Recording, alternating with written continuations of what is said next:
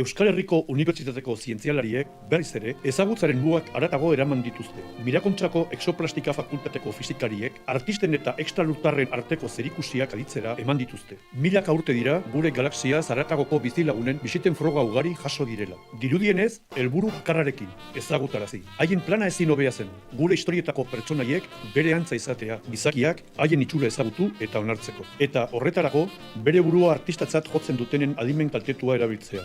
Hezkuntzan, matematiken gabeziarengatik bigunduta, burmuin hauek helburu erraza izan dira, ekstralurtarren buru abdukzioentzat. Sesio hauetan, artisten burmuinetan alienek beren irudiak sartzen joan dira, milaka urtetan zehar, eta ondorioz, margolari eta ilustratzaileak haiek irudikatzen joan dira. Fisikariek diotenez, eta gravitate uinen irakurketa sakon baten ondorioz, egiako pasabidean, emakume ilustratzaile talde batek sortutako behin betiko irudiak erakutsiko dira, eta gure bizilaguni eskorrak guregana jaitsiko omen dira, gure artean pasiatzera. Adi egon!